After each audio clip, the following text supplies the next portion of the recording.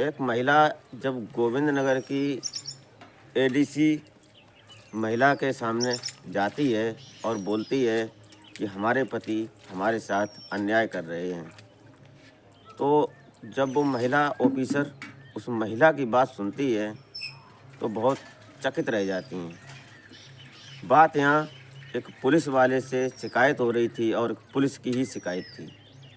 शिकायत किस प्रकार थी? बड़ा अजीबोगरीब मामला था। जो महिला बोलती है उसकी बात सुनकर वो महिला बड़ा चकाचौंध हो जाती हैं। बोलती हैं कि देखते हैं, जांच का मामला है, जांच करवाते हैं। यहाँ पर कुछ कहानी इस प्रकार बन जाती है कि जो थाना इंचार्ज होते हैं उनसे शिकायत करने के बाद जब उनकी कोई बात नहीं सुनी जाती है, तब जाकर कहीं वो बड़े ऑफिसर के सामने पहुंचती हैं। तो आज की कहानी इसी टॉपिक पर है। नमस्कार, प्रणाम, मैं अजय कोहली। आज की जो सच्ची घटना मैं आपको सुनाने जा रहा हूँ, ये घटना कानपुर के गोविंद नगर से है। और ये कानपुर का गोविंद नगर एक थाना लगता है और उस थाने में एक ये कांस्टेबल होते हैं, इनका नाम सुनील प्रजापति होता है। ये कुछ समय पहले फिरोज़ाबाद में तैनात थे और वहाँ पर इनकी फिरोज़ाबाद थाने में ड्यूटी होती है। पता चलता है उसी फिरोज़ाबाद थाने के अंतर्गत इनका अफेयर चलता होता है। और ये जो होमगार्ड होते हैं, होमगार्ड नहीं, कांस्टेबल जो होते हैं, ये कई महिलाओं से इनके अफेयर होते हैं। और अफेयर इस प्रकार होते हैं कि इनके कमरे पर जो इन्हें सरकारी रूम मिला हुआ था, वहाँ पर कई महिलाएं आती हैं और उन्हीं में से एक महिला होती है जो वो भी पढ़ी लिखी लड़की होती है, अच्छे परिवार से होती है। तो वहाँ पर जब ये देखते हैं, ये लड़की जो होती है, ये लड़की अपने कुछ टाइम तक उनसे संपर्क में रहती है, टच में रहती है और धीरे धीरे इनके रिलेशन बनने लगते हैं। एक दूसरे लिविंग रिलेशन में रहते हैं। फिर धीरे धीरे इनके कमरे पर आना जाना हो जाता है। लेकिन जब ये ज़्यादा चलता रहता है तो इनके साथ संपर्क शारीरिक भी बन जाता है, संबंध भी बनने लगते हैं। और संबंध इस प्रकार बनने लगते हैं कि एक दूसरे से ये महिला कुछ महीने की प्रेग्नेंट भी हो जाती है। जब ये महिला दबाव बनाती है इनसे, सुनील प्रजापति से, तो बोलते हैं कि शादी करते हैं अब। तो शादी करने के लिए जब ये दबाव बनाती है तो ये मार्च का महीना होता है, मार्च का पहला हफ्ता था। और जब इस महिला ने सुनील प्रजापति पर दबाव बनाया तो ये बहुत टाइट होने लगे। इन्होंने अपना पुलिसगिरा अंदाज दिखाना शुरू कर दिया उस महिला को। अब वो महिला परेशान थी, बोलती है क्या करें। लेकिन उस दबाव देने के कारण उस महिला से इन्होंने शादी तो कर ली। शादी किस प्रकार कर ली?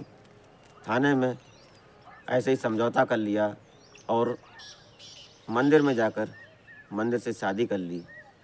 शादी तो हो गई, लेकिन फिर धीरे धीरे जब ये गोविंद नगर आ जाते हैं कानपुर, तो यहाँ पर महिला रह रही होती है और इनकी सुनील प्रजापति की ड्यूटी अभी भी फिरोज़ाबाद थाने में ही थी।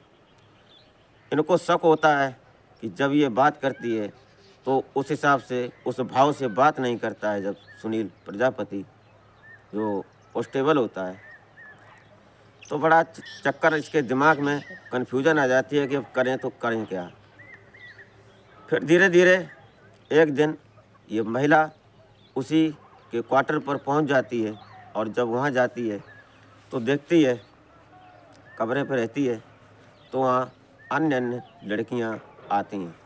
उसका कम से कम दसियों बीसों लड़कियों से संपर्क होता है, क्योंकि अभी नई नौकरी लगी थी और नया लड़का था। पुलिस में ज़रूर था, लेकिन वो पुलिस के कानून भूल चुका था।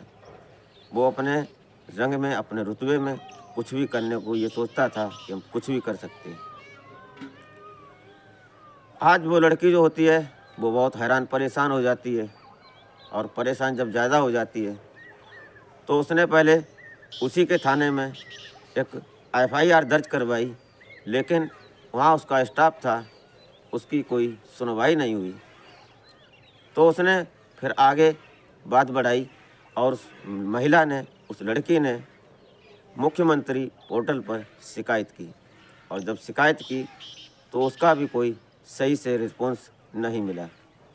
फिर उसने और आगे शिकायतें की, महिला आयोग में शिकायत की, लेकिन उससे भी कोई ढंग सा रिस्पॉन्स जब नहीं मिला तो वो फिर सीधी एडीसी अमृता सिंह के पास पहुंच जाती है।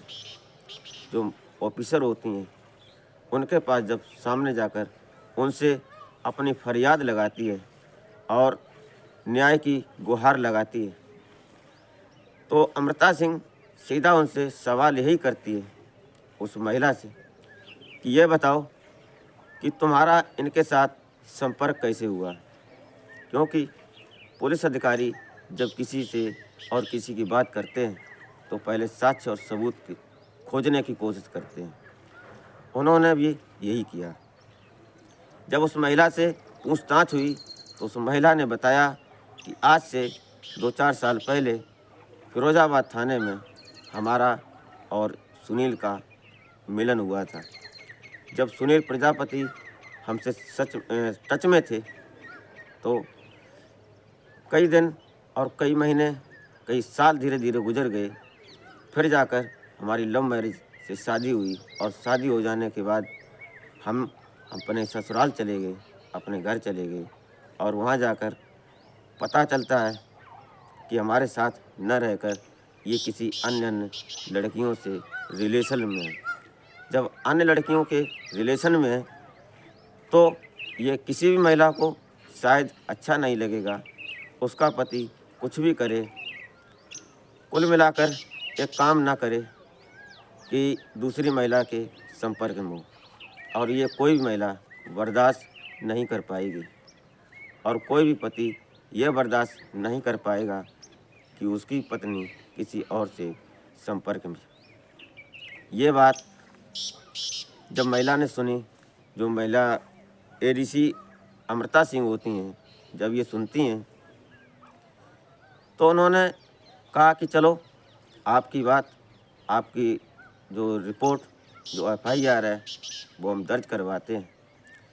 और दर्ज करवाने के बाद उन्होंने फिर टीम बनाई और इन पर, सुनील प्रजापति पर सर्च जांच करने की कोशिश की, और जांच जारी रखी हुई। अब जांच तो जारी है, लेकिन ये महिला फ़िलहाल कहाँ जाए और क्या करे, ये न्याय के इंतज़ार में है। और सुनील प्रजापति जो हैं वो अभी ड्यूटी नहीं कर रहे हैं, क्यों कि इन्होंने कुछ ऐसा काम कर दिया अपनी नौकरी की धमक में और जवानी के हुस्न में, कुछ ऐसा कर गुजरे जो आज इनका ही सिरदर्द बन गई। कई महिलाओं से, कई लड़कियों से संपर्क होने के कारण आज उनकी नौकरी भी थोड़ी खतरे में है। कहते हैं कि सरकारी मुलाजिम जो होता है वो कुछ कभी कभी अपने आप को समझने लगता है, और ख़ासकर जो नीचे से ऊपर उठता है वो कभी कभी ये भूल जाता है कि हमारे ऊपर भी कानून है। कानून किसी के लिए भी हो सर्वोपरि है, और जो कानून का सम्मान नहीं करता है वो एक दिन कानून की शिकंजे में और कानून की गिरफ्त में इस प्रकार फंस जाता है कि शायद फिर निकलना बहुत टेढ़ी खीर हो जाती है। तो बात यही थी। अभी इस केस में सुनवाई चल रही है, जांच चल रही है, टीम अपना काम कर रही है। मेरा इस कहानी का सुनाने का मतलब आपको हैरान परेशान करना नहीं है, और सामाजिक संदेश हमारा यही रहता है कि समाज में कुछ जागरूकता बने और जागरूकता मिलती रहे, ताकि हमारा हमारी जो मेहनत और हमारा जो दायित्व है वो पूरा हो सके। तो वीडियो अच्छी लगे तो लाइक कर दें और चैनल को सब्सक्राइब कर लें, ताकि हमारी अग्रिम वीडियो आप तक प्रथम पहुंचेगी। तो मिलते हैं फिर नेक्स्ट वीडियो में, तब तक के लिए जय हिंद।